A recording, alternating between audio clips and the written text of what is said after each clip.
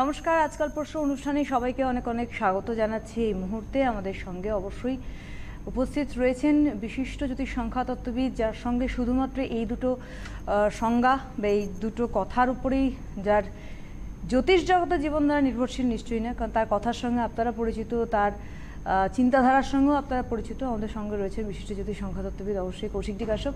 অনেক অনেক স্বাগত জানাবো কৌশিকদাকে অনুষ্ঠানে আসার জন্য। আর রয়েছেন আপনারা সরাসরি ওনার সঙ্গে এই মুহূর্তে কথা বলতে আমাদের সরাসরি কথা বলার নাম্বার 2514510203-তে, আবার বলছি 2514510203-তে সরাসরি ফোন করুন আপনাদের প্রশ্নে। কৌশিকদা, সত্যি কথা বলতে যে দুটো শব্দ দিয়ে ভাগ করা নয়, কারণ আপনি বেশিরভাগ মানুষই বলেন যে খুব সোজা কথা বলেন এবং সোজা কথাটা ভালো লাগে, এই শব্দটা শুনতেও খুব ভালো লাগে, সোজা কথা শুনতে ভালো লাগে। যাই হোক, আগামী দিনকে আমাদের সুন্দরভাবে অ্যাকসেপ্ট করতে হবে, আমরা সেদিনই আলোচনা করছি এবং সেই পরিপ্রেক্ষিতে তো আমরা ছিলাম রাহু কেতুর আলাপ আলোচনায়, সুতরাং সেটাকে একটু যদি এগিয়ে নিয়ে যাই আমরা। নমস্কার সকলকে, আমার আন্তরিক প্রীতি, শুভেচ্ছা, অভিনন্দন, বড়দের আমার শ্রদ্ধা এবং প্রণাম জানিয়ে আজকের অনুষ্ঠান শুরু করছি। অ্যাকচুয়ালি গত মঙ্গলবারের অনুষ্ঠানে আমি সিংহ এবং কন্যা বলে দিয়েছিলাম। আমি আগেই স্বীকার করেছিলাম যে কত অবধি বলেছিলাম আমার খেয়াল ছিল না। তাতে মিথুন রাশি এবং কর্কট রাশির মানুষরা ক্ষেপে যাননি, তারা জানিয়েছেন কই মিথুন রাশি তো হলো না, কর্কট রাশি তো হলো না। তাহলে মিথুন রাশিটাকে নিয়ে আজকে শুরু করি, কারণ মিথুনেই সবেমাত্র আজকে 8 তারিখ, 7 তারিখ হিসাবে ঢুকেছে মিন রাহু এবং কেতু। মিথুন এবং ধনুতেই ট্রানজিটটা হয়েছে। সুতরাং মিথুন রাশির আগামী বছর দেড়েক, মানে 2020 সালের সেপ্টেম্বর মাসের 22 তারিখে গিয়ে আবার মিথুন থেকে সরে বৃষ এবং বৃশ্চিকের ঘরে যাবে রাহু এবং কেতু।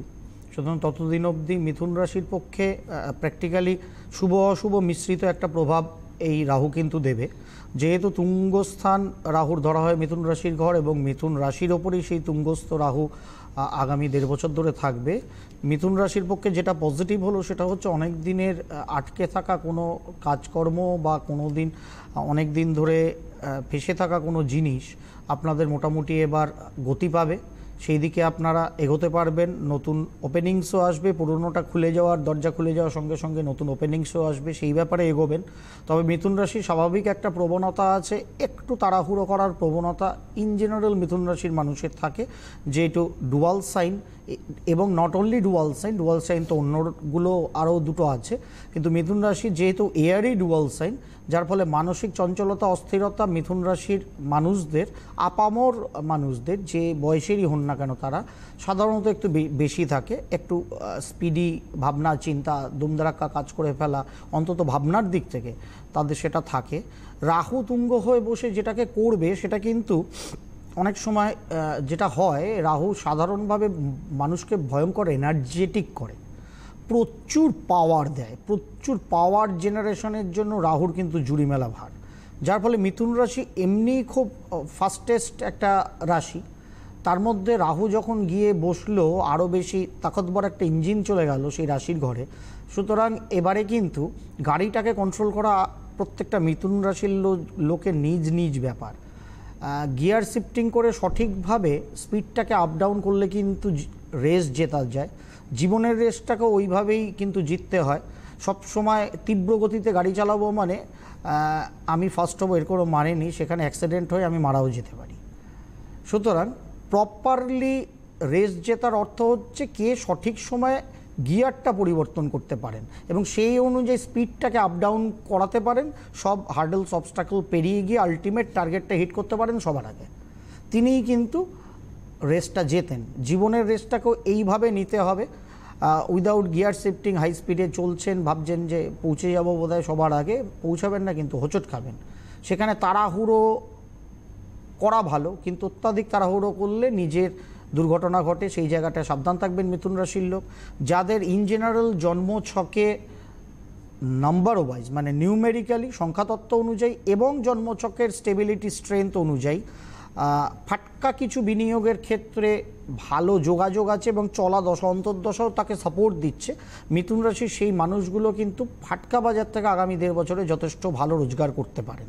বাট কর্মজীবনে হোক, বিশেষ করে ব্যবসায়িক ক্ষেত্রে এবং নিজস্ব ব্যক্তিগত পারিবারিক জীবনের ক্ষেত্রে, লাইফ পার্টনার এবং বিজনেস পার্টনার, সেখানে কিন্তু গোলযোগ আছে। সুতরাং সেই জায়গাটায় সাবধানতা অবলম্বন করবেন, মধুর ব্যবহার করে চলার চেষ্টা করবেন, কোনো বিষয়ে তাড়াহুড়ো করবেন না, বা ওই যেহেতু রাশিগত রাহু এসে গেছে সেখানে কিন্তু সবসময় আমার কথাই শুনতে হবে, আমিই ক্যাপ্টেন, এই একটা প্রবণতা রাহুর দেওয়ার চেষ্টা থাকে প্রত্যেকটা মানুষের কেই চেষ্টা থাকে যখন সে লগ্নগত হয়। তাই এখানে রাশিটাকেই লগ্ন ধরে আমরা হিসাব করব। সুতরাং সেই সাপেক্ষে দাঁড়িয়ে মন মানসিকতাটা কিন্তু মাথা নোয়াবো না, সবসময় আমার কথাই শুনতে হবে, আমিই ঠিক, এই ভাবনাটা যদি ঘরে এবং যারা পার্টনারশিপ বিজনেস করেন পার্টনারের সাথেও রাখেন তাহলে কিন্তু আগামী দিনে সেটা বিচ্ছেদ হবে। সুতরাং সেই জায়গাটা সাবধানতা অবলম্বন করবেন, নতুন কোনো পার্টনারশিপ ডিল করবেন না, পার্টনারশিপে যাওয়ার দরকার নেই, নিজে নিজে এগিয়ে চলুন। কর্মজীবন কিংবা ব্যবসায়িক ক্ষেত্র তাহলে যথেষ্ট ভালো চলবে, খালি গিয়ার শিফটিংটা সঠিক সময় সঠিকভাবে করতে হবে, সবসময় হাই স্পিডে গাড়ি চালাতে হবে, এর কোনো মানে নেই, এটাকে মাথায় রেখে চলবেন। শারীরিক ক্ষেত্রে overall lower abdominal part, hernia portion, একদম কোমর থেকে পায়ের পাতার মধ্যে কিছু চোট আঘাত অ্যাক্সিডেন্ট লাগা, এই জায়গাগুলো কিন্তু সাবধানতা অবলম্বন করবেন। স্টুডেন্ট যারা আছেন তাদের ক্ষেত্রেও একই ব্যাপার, তাড়াহুড়ো করে জানা অঙ্কটাকে ভুল করে আসবেন না, ও সব পারি, দারুণ এসছে, এই কোশ্চেনের তো যেগুলো ছেড়ে দিতে হবে সেইগুলো আমি পারবো, মানে পারলে 100 নম্বরে 150 নাম্বার যদি কোশ্চেনে আসে, সাধারণত লিখতে হয় আমাকে আপনাকে 100, পারলে আমি 150ই লিখে দিই 150 পাই, এরকম একটা ভাব আসবে। হয়তো আপনি সব জানেন কিন্তু তাড়াহুড়ো করতে গিয়ে দেখা গেল 100টাই যদি ভালো করে লেখেন তাহলে হয়তো প্রচুর নাম্বার পাবেন, কিন্তু 100 নাম্বারটাই এমন তাড়াহুড়ো করে ফাস্টেস্ট ফিঙ্গার ফাস্টের মতো লিখলেন যেখানে বেফালতু নাম্বার কাট হয়ে গেল, যেখানে স্কোরটা নেমে গেল। স্টুডেন্টরাও সেই ব্যাপারটা একটুখানি নজরদারি করবেন, সেই জায়গাটা সাবধান থাকবেন, সেই মতো এগোবেন, নিয়মিত গণপতি পূজন করার চেষ্টা করবেন, তাতে কনসেন্ট্রেশন বাড়বে এবং আপনাদের জীবনে যা যা টার্গেট সেগুলো সফল হবে। বিশেষ করে শুক্লা চতুর্দশীতে এবং কৃষ্ণা চতুর্দশী শুক্লা চতুর্থী এবং কৃষ্ণা চতুর্থীতে বিশেষ করে স্টুডেন্টরা পারলে গণেশ অথর্বশীষের পাঠ করবেন, যদি রোজ পারেন স্টুডেন্টরা গণেশ অথর্বশীষের পাঠ করবেন, তাতে আপনাদের কনসেন্ট্রেশন বাড়বে এবং আপনাদের যাবতীয় পড়াশোনার ক্ষেত্রে সফলতা লাভ হবে। যে কোনো মানুষ অবশ্যই গণপতি পূজন করবেন, গণেশজিকে লাড্ডু এবং দুর্বা অর্পণ করবেন, মানসিক স্থিরতা তাতে আপনাদের বাড়বে এবং রাহু যে ব্রেকফেল করানোর তাগিদটা আপনাদের দেবে সেই জায়গাটাও অনেকটা কংক্রিট জায়গায় চলে আসবে দেখবেন। পরবর্তী কেউ আছেন ফোনে কি? নেই, ফ্যান্টাস্টিক, ভেরি গুড, আপনারাও শুনতে ভালোবাসছেন। তাহলে এর পরবর্তী ক্ষেত্রে কর্কট রাশিতে যাই। কর্কট রাশির ঘাড়ে অনেকদিন রাহুকেতু ছিল, মানসিক একটা চাপ, অশান্তি, অস্থিরতা ছিল, সেই রাহুকেতুটা সরে দ্বাদশে এবং ষষ্ঠে গেছে ধনুরাশি এবং মিথুন রাশিতে। এটার ফলত যেটা হলো মানসিক অস্থিরতাটা কর্কট রাশির হয়তো কাটলো। শত্রু দমন করার জন্য কর্কট রাশির যথেষ্ট ভালো জায়গা। শত্রু দমন মানে এবার ঢাল তলোয়ার নিয়ে তা বলে রাস্তায় বেরিয়ে যাবেন না, ও আমার এই সময় আমাকে গালি দিয়েছিল, ও এই সময় আমার বাড়ির পাঁচিলের 2টো ইট ভেঙে দিয়েছিল, তা বলে এবার যাই একটুখানি ঢাল তলোয়ার নিয়ে তাকে পিটি দিয়ে আসি। শত্রু দমন মানে সেটা ভাববেন না কিন্তু, ঠিক আছে? বাহ্যিক ক্ষেত্রে অহেতুক যে কোনো বিষয়ে যারা আপনার শত্রুতা করে চলছিল তারা এমনি এবার সাইড হয়ে যাবেন, ওই নিয়ে আর টেনশনটা যতটা আপনাদের হচ্ছিল সেই জায়গাটা আর হবে না। যদি কোনো লিটিগেটেড ম্যাটার আপনার যে কোনো ফ্রন্ট থেকেই থাকুক না কেন, সেই জায়গায় যদি মনে হয় এবারে সত্যি যেহেতু আইনগত সমস্যা, আইনগত জায়গা, আইন দিয়েই সেটাকে আমাকে জিততে হবে, তাহলে জেতার মতো একটা অপরচুনিটি কিন্তু আপনার তৈরি হলো বলা যায় প্রত্যেকটা কর্কট রাশির মানুষের। বাট সেটা কিন্তু আইন মোতাবেক হতে হবে, কোনো বেআইনি কাজকারবার করবেন না, সে কর্মজীবনে হোক, ব্যক্তিগত জীবনে হোক, সামাজিক জীবনে হোক। তাহলে দ্বাদশস্থ রাহু কিন্তু বলা যায় না কোনো বড় শিল্পপতির যেরকম প্রায় জেলের ভাত খাওয়ার অবস্থার সামনে দাঁড়িয়ে আছে, আপনি হয়তো জেলের ভাত খাওয়ার দিকে চলে যাবেন, তাহলে কিন্তু মুশকিলে পড়বেন। দয়া করে সেটা করবেন না, স্ট্রেট ফরওয়ার্ড থাকুন, কিন্তু লিগ্যাল ওয়েতে অনেস্টিটাকে নিয়ে থাকুন, তাহলে আপনাদের ক্ষেত্রে ভালো হবে। শারীরিক দিকটা নজর আন্দাজ করবেন না, পেট সংক্রান্ত জায়গায়, স্কিন রিলেটেড জায়গায়, ডার্মা পোর্শনে কিন্তু ঝামেলা ঝঞ্ঝাট কিছু আসতে পারে।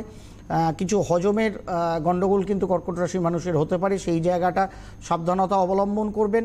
স্টাডির দিকে সাধারণভাবে কর্কট রাশির ওভারঅল 5th বৃহস্পতি ট্রানজিট করার জন্য মোটের ওপর ভালো, এবং যারা বিদেশে গিয়েও স্টাডি করতে যান তাদের জন্য কিন্তু এই জায়গাটা তৈরি অনেক দিন ধরে চেষ্টা করছেন, হয়তো হচ্ছিল না, সেই জায়গাটা কিন্তু একটা ফ্রুটফুল জায়গা চলে গেল, যে বিদেশে গিয়ে স্টাডি করার জন্য কর্কট রাশির মানুষদের জন্য কিন্তু একটা পজিটিভ জায়গা এলো।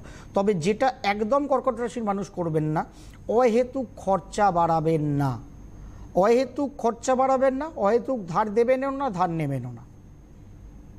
ধার যদি দেন ভেবে দিন ওই টাকা আর ফিরবে না, ফিরলে ভালো, না ফিরলে আরও ভালো, এই মানসিকতা যদি নিতে পারেন তাহলে ধার দিন। প্রয়োজনে অপ্রয়োজনে তো আমাদের ধারও দিতে হয়, খরচও করতে হয়, সেইগুলোকে তো করতেই হবে, কিন্তু একদম না করলেও চলে, বা খরচটা কাটও করা যায়, সেরকমভাবে একটা প্ল্যানিং করুন। কারণ দ্বাদশস্থ রাহু অহেতুক ভোগ সুখ স্বাচ্ছন্দ্যর দিকে নিয়ে গিয়ে আপনাকে বেকার পয়সা খরচ করাবে, এবং ধনস্থানের ষষ্ঠ ভাব থেকে কেতুর দৃষ্টি আপনাকে কিন্তু ধনের হানি করিয়ে দেবে। সুতরাং সেই জায়গাটায় সাবধান। যেটা খরচ করতে হবে এখন ওয়াইফের শারীরিক ক্ষেত্রের সমস্যা, সেখানে আপনি কর্কট রাশির জাতক, মানে আপনি তার হাজবেন্ড বা আপনি পরিবারের লোক, আপনার অর্ধাঙ্গিনীর শরীরের খারাপ, তা বলে কি নার্সিংহোম হসপিটালে নিয়ে যাবেন না বা ডাক্তারবাবুদের পরামর্শ নেবেন না? সেটা তো করতেই হবে, কারণ এগুলো আপনার কার্ডসে আছে আগামী 1.5 বছরের জন্য। খুব কম হলেও 2019 সাল এই সমস্যা তৈরি হতে পারে, যে বেটার হাফদের নিয়ে শারীরিক ক্ষেত্রে তাদের জন্য কিছু খরচপাতি হতে পারে, সেগুলো তো করতেই হবে এরকম একটা জায়গা। সুতরাং যাতে না হয় তাকে বুঝিয়ে রাখা, তুমি বাবা শরীর স্বাস্থ্য ঠিকঠাক রাখো, খাওয়া পড়া ঠিকঠাক করো, টাইমে করো, সবাইকে মেনটেন করতে গিয়ে একদম করছো না, এমটি স্টমাক করছে, এটা করো না। সেটা পরিবারের লোককে বলানো, বাড়ির লোককে বলা, যাতে আপনার এই পাটের খরচাগুলোও বাঁচে। কারণ আমরা সঠিক প্ল্যান করে নিলে অনেক সময় গ্রহকে না ডাইরেক্ট তো সরিয়ে দিতে পারি না, অত ক্যাপাসিটি আপনার আমার নেই, কিন্তু সঠিক প্ল্যান করে নিলে আমরা মাঝে মধ্যে গ্রহকে চুক্কি দিতে পারি। ওই চুক্কিটা দিয়ে একটুখানি টুকি করলাম গ্রহকে, গ্রহ আমাকে দেখতে পেল না, ওই ফাঁকটুকুনি আমরা বেঁচে গেলাম কিন্তু গ্রহের নেগেটিভ এফেক্ট থেকে। সুতরাং এটা একটা প্ল্যানিং, যেটা জ্যোতিষশাস্ত্রের মাধ্যমে করা যায়। খালি প্রতিকার করলেই সব হয় না, আমি বলি না প্রতিকার হচ্ছে ওষুধ। পথ্যটা কি হবে? পথ্যটা হচ্ছে আমরা আমাদের জীবনটাকে কিভাবে দেখছি এবং কিভাবে এগিয়ে নিয়ে যাব, ওই প্ল্যানিংটা করা হচ্ছে জ্যোতিষশাস্ত্র মতে পথ্য। সেটাকে যদি সঠিকভাবে করা যায় তাহলে দেখবেন একদম বুম বুম হবে, সেখানে টাই ফিস হবে না জীবনটা। ঠিক সেইভাবে সেই জন্য নিজের শরীরকে ঠিক রাখা, অর্ধাঙ্গিনীর শরীরকে ঠিক রাখা, সেইগুলো যদি ম্যানেজ করে চলতে পারেন এবং এক্সট্রা খরচকে কমাতে পারেন, তাহলে যথেষ্ট পজিটিভ জায়গা আসে। এবার বিদেশ ভ্রমণ করতে গেলেন, অনেক দিনের শখ ছিল, সেখানে টাকা পয়সা হয়তো জমানো আছে, সেখানে তো খরচা হবেই, সেটা হোক, কারণ এগুলো আপনাদের কার্ডসে আছে, এগুলো আগামী 1.5 বছরের জন্য হতে পারে। কিন্তু অহেতুক ইএমআই চাপিয়ে বিদেশ যাবেন না, যে একটু ব্যাংকক পাটায়া সমুদ্রে ঘুরে আসি, মলদ্বীপের একটুখানি সমুদ্রটা দেখে আসি, কি করে সমুদ্রের জল এত নীল হয়, ইএমআই করে যাবেন না। জমানো পয়সা খরচ করে আসুন তবু ভালো, কিন্তু ইএমআই করে যাবেন না, এক্সট্রা পয়সা দেবেন না, বেকার কোনো ফাইন্যান্সিয়াল ইনস্টিটিউটকে লোড ঘাড়ে নেওয়ার কিছু নেই। এটা মাথায় রেখে কর্কট রাশির মানুষজন চলবেন, তাহলে দেখবেন অনেক বিন্দাস চলতে পারছেন, অনেক ভালো চলতে পারছেন। মানসিক অস্থিরতাটা যখন কমে গেছে, শিক্ষার্থীরা শিক্ষা জীবনে, লোকেরা কর্মজীবনে, আদার্স ব্যবসা বাণিজ্যের লোকেরা ব্যবসায়িক ক্ষেত্রে, সেই জায়গায় পজিটিভিটি কিন্তু আপনাদের বৃদ্ধি হয়েছে, সেটা আরও ভালো তাহলে দেখতে পারবেন। কর্কট রাশি বলতে গিয়ে একটা কথা বলি, নেই তো ফোনে কেউ? আছেন, একটু 1 মিনিট দাঁড়ান, একটা কথা বলি। এটা অ্যাকচুয়ালি আমি গতকাল ভাবছিলাম, কর্কট রাশি আমাদের স্বাধীন ভারতবর্ষের কর্কট রাশি, মানে 15ই আগস্ট 1947 সাল রাত 12টায় ভারতবর্ষের নতুন যে ভারতটায় আমরা আছি আপাত মানচিত্রে, সেই ভারতবর্ষের জন্মদিনটা হচ্ছে 15ই আগস্ট 1947, এবং জন্ম হয়েছিল রাত 12টায়। সেই রাশিচক্রটাকে ধরলে বৃষলগ্ন কর্কট রাশির হরস্কোপ। তা কর্কট রাশি আমাদের স্বাধীন ভারতেরও কর্কট রাশি। অদ্ভুত একটা ম্যাটার আমি একটা খেয়াল করছিলাম দিদি, শনির গমন হয়েছে কোথায়? ধনুরাশির ঘরে।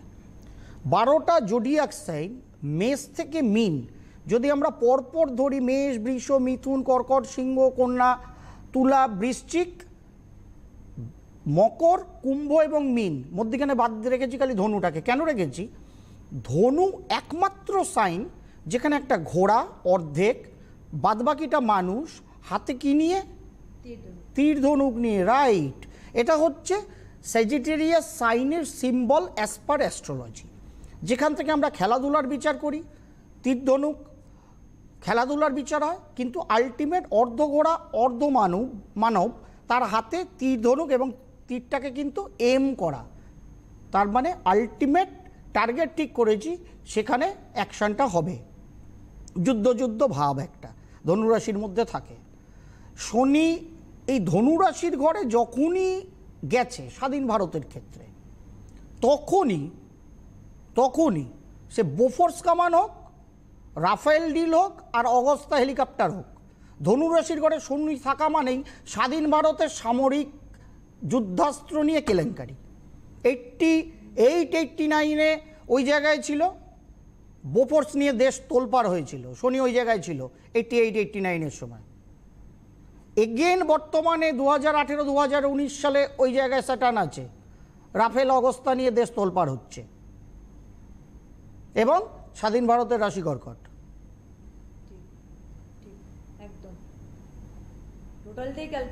টোটালটাই কিন্তু ক্যালকুলেশন, যেটা বললেন কৌশিকদা একদম সত্যি, মানে এখন আপনি বললেন দেখে আমি ভাবছি সত্যি তো তাই, হিসাব তো তাই বলছে। বোফোর্স হয়েছিল, বিপি সিং এসছিল, সরে গিয়েছিলেন রাজীব গান্ধী, এবং সেটা 89 ছিল, ধনুরাশির ঘরে শনি ছিল।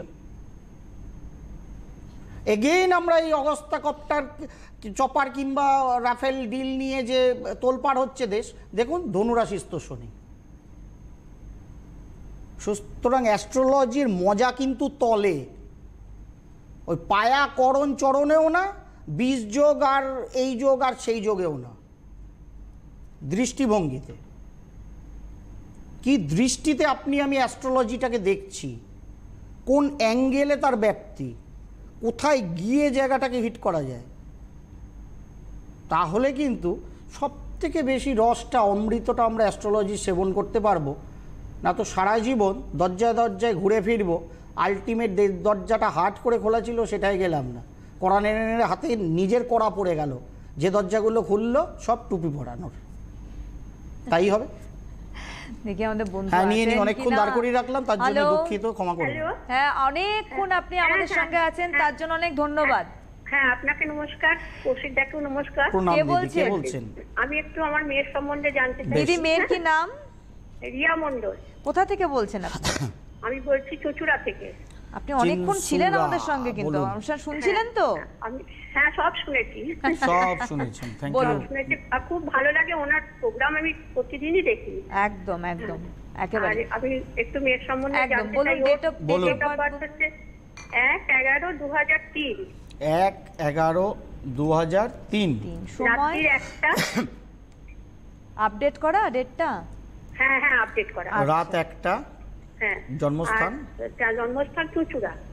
চিনসুরায় জন্ম, বেশ। 1 নভেম্বর জন্ম, ঐশ্বর্য রায় আপনার মেয়ে হয়ে গেল, বেশ। কি বার ছিল তাহলে?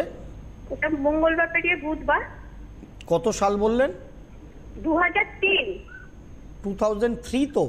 হ্যাঁ। 1 নভেম্বর। 1 নভেম্বর। 3rd না 1st? 1 না 3? পয়লা নভেম্বর। হ্যাঁ, পয়লা নভেম্বর। পয়লা নভেম্বর 2003। ভালো করে বারটা মনে করে দেখুন। মঙ্গলবার না, তা কিন্তু বেরোচ্ছে না, একদম বেরোচ্ছে না, কাছাকাছিও আসছে না। হ্যাঁ, ওটা মঙ্গলবার পেরিয়ে বুধবার তো রাত্রি। না, একদমই আসছে না তো। এটা 1 নভেম্বর 2003 সাল আপনি যা বলেছেন, এটা একদম কনফার্ম। এটা শনিবার দেখাচ্ছে, মানে শুক্রবার রাত 12টা পেরিয়ে শনিবারের রাত 1টা। আচ্ছা, ওটা তাহলে ভুলে, মানে ডেটটা কনফার্ম, একদম কনফার্ম। তাহলে আপনি বারটা ভুল জানেন। হ্যাঁ, 1/11/2003 রাত্রির 1টা। রাত 1টা, সেই হিসেবে শুক্র পেরিয়ে শনিবার হচ্ছে। শুক্র পেরিয়ে শনিবার, কিন্তু জন্মবার শনিবার। সিংহ লগ্ন, মকর রাশি, উত্তরাষাঢ়া নক্ষত্রে জন্ম। হ্যাঁ। ঠিক আছে তো? বারটা ভুল জানেন, বারটা ভুল করছিলেন, ওটা শনিবার। মিথুনে বক্রী শনি বসে আছে, বাদ বাকি সব মূল গ্রহগুলো মার্গী। সপ্তমস্ত মঙ্গল, চন্দ্র ষষ্ঠে। আপনার মেয়ের হরোস্কোপ তো ভেরি গুড, ফ্যান্টাস্টিক হরোস্কোপ। কি পড়াশোনা করছে মেয়ে এখন?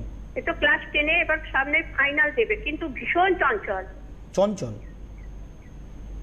চঞ্চল তো কি হয়েছে? চঞ্চল লোক না হলে তাদের মধ্যে ক্রিয়েটিভিটি থাকে না। চঞ্চল না হলে কাজ কারবার করবে কি করে? কিসের চঞ্চল? ও কিসের চঞ্চল? মানে চঞ্চল মানে কিসের চঞ্চল? কেন চঞ্চল? কিচ্ছু চঞ্চল না। মকর রাশির লোক, সিংহ লগ্ন মকর রাশি শাহরুখ খানেরও। শাহরুখ খানও চঞ্চল, ছটফট ছটফট করে, কিন্তু আবার যখন কর্ম করে তো করে তখন দেখবেন কি সুন্দর অভিনয় করে। আবার যখন সিগারেট ফুঁকতে ফুঁকতে ইডেনে চিয়ার করে নাইট রাইডার্সকে, তখন কিন্তু একদম কুল, কাম অ্যান্ড কোয়াইট, ফ্যান্টাস্টিক চিয়ার করছে। অত চিন্তিত হওয়ার কিছু নেই, যথেষ্ট ভালো হরোস্কোপের প্রবণতা আছে। থার্ড হাউসে রবি বুধ কেতু একত্রিতভাবে বসে ইন্টারনাল পার্টে একটা মানসিক অস্থিরতা ওর তৈরি করে, এর বাইরে কিছু না। জন্মছকটা যথেষ্ট ভালো, বৃহস্পতি মঙ্গলের দৃষ্টি বিনিময় আছে, যেটা ওকে যথেষ্ট ওর কি নিয়ে পড়ার ইচ্ছা। এই জন্মছকটা পড়লে তো দেখুন ওভারঅল, এই জন্মছকটার ওভারঅল যা প্রবণতা, তাতে তো ভালো হয় ইঞ্জিনিয়ারিং রুট নিয়ে পড়লে বা ম্যানেজমেন্ট রিলেটেড লাইন নিয়ে কিছু ভবিষ্যতে গিয়ে পড়াশোনা করলে। কিন্তু দশা পিরিয়ড যেহেতু মঙ্গলের যাচ্ছে, মঙ্গল ঝোলের লাউ অম্বলের কটু, ডাক্তারিতেও আছে, ইঞ্জিনিয়ারিংয়েও আছে, সবেতেই মঙ্গল থাকতে পারে। রবিটা নিচস্থ বলে, না তো মঙ্গল বৃহস্পতির দৃষ্টি বিনিময়ে ছিল, শনি একাদশে ছিল, থার্ড হাউসে রবি বুধ কেতু শুক্র। আমার মনে হয় ইঞ্জিনিয়ারিং রুট নিয়ে পড়াই ভালো। তবে এখানে একটা কিন্তু আছে, বুধ কেতুর একত্রীকরণ ওর অঙ্ক কেমন করে? ও পড়াশোনা করলে ঠিক আছে, অঙ্ক কিন্তু খুব যে ভালো তা নয় তো, ওই জন্যই কিন্তুটা টেনে ধরে বললাম আমি। কিন্তু তার কারণ ওই জায়গাটায় একটুখানি সমস্যা ওর সত্যিই আছে। ওভারঅল দেখুন হরোস্কোপটার যা প্রবণতা আছে, বৃহস্পতি লগ্নস্থ, মঙ্গলের সঙ্গে দৃষ্টি, শুক্র চতুর্থে, আমার মনে হয় আপনার মেয়েকে যদি আর্টস রিলেটেড কোনো পড়াশোনাও করান এবং সেই ধরনের অ্যাডমিনিস্ট্রেটিভ কোনো জবের জন্য ওকে ভবিষ্যতে রেডি করাতে পারেন, তাহলে সেটা যথেষ্ট ভালো। খালি তাড়াহুড়ো করে, যেটা আপনার মতে মানে চঞ্চল মেয়ে, অ্যাকচুয়ালি চঞ্চল। হ্যাঁ বলুন। হ্যাঁ, আপনি ঠিকই বলেছেন। ও সবসময় বলে আমি মিলিটারি হব, আমি পুলিশ হব, কি পাইলট হব, এই সমস্ত কথা। ভেরি গুড, ভেরি গুড, চলুক না, তাতে অসুবিধার কি আছে? দেখুন ওইগুলোকে হতে গেলে সাধারণত একটুখানি পাইলট টাইলট হতে গেলে তো একটু সায়েন্স পড়তে হয়, কিন্তু যদি সেটা পারা যায়, সবে মাধ্যমিক স্ট্যান্ডার্ডে আছে, এখনও কিছুই হারিয়ে যায়নি, যদি সেটাকে পারা যায় সেটাকেও চেষ্টা করা যেতে পারে। বাট D9 চার্টে বুধ নিচস্থ, নর্মাল চার্টে বুধ কেতুযুক্ত হয়ে থার্ড হাউসে বসে থেকে অস্থিরতা ইন্টারনাল পার্টে দিচ্ছে অবশ্যই, কিন্তু ওভারঅল হরোস্কোপটা ভালো। এটা কোনো ভালো অ্যাডমিনিস্ট্রেটিভ দিকে যাওয়ার মতো হরোস্কোপ। আমার মনে হয় স্ট্রেট আর্টস রিলেটেড পড়াশোনা করালেও ওকে দিয়ে কিন্তু খুব একটা মন্দ কিছু হবে না। আচ্ছা দাদা, ভূগোল টুগোল এইসব সাবজেক্ট সঙ্গে পলিটিক্যাল সায়েন্স রেখে এগিয়ে গেলে কিন্তু অ্যাডমিনিস্ট্রেটিভ জোনের দিকে ওকে আগিয়ে নিয়ে যাওয়া যায়। ফাইনাল পরীক্ষাটা ঠিক হবে তো? সেটা ঠিক হলে সব ঠিক হবে। না, পড়াশোনা করতে হবে, ব্যাস পড়াশোনাটা করতে হবে। অত্যাধিক ঘুমোতে দেবেন না, চিমটি কেটে উঠিয়ে দেবেন, গায়ে জল ঢেলে উঠিয়ে দেবেন, কারণ 7:30 চললে মানুষ অলস হয়। আজকেরটা কাল, কালকেরটা পরশু, এটা ভাবে। হ্যাঁ, তার কারণ মেটাবলিক সিস্টেমটার র্যাপচার্ড হয়ে যায়, অনেকটা চেঞ্জ হয়, সেখানে মানুষ ভেতরে শৈথিল্য এসে যায়, সেটাকে নিতে পারে না বলে অ্যাকচুয়াল সায়েন্স এটা। সেই জন্যে তাদের রুটিন খাদ্য খাবার করা, দৈনন্দিন কাজ কারবার করা, রুটিন মেনটেন করতে হয়, যাতে আমার ইন্টারনাল পার্ট এক্সটার্নাল পার্টকে অবস্ট্রাক্ট না করতে পারে। সেই অনুযায়ী রুটিন করতে হয়, প্রতিকার প্রতিবিধানও সেরকমই করতে হয়, যাতে এই রুটিনটা আমি মেনটেন করতে পারি এবং সিস্টেমে গাড়িটাকে নিয়ে বেরোতে পারি। মাঝে মধ্যে হয়তো আটকাবো সিগনালে, বাট সারা জীবনের জন্য আটকে পড়বো না। একদম। অনেক ধন্যবাদ ফোন করার জন্য। আপনাদের বলে দিই যে মাসের 14 তারিখ 14th মার্চ বর্ধমানে চেম্বার করছেন কৌশিক দা, ফোন নাম্বার দেখতে পাচ্ছেন।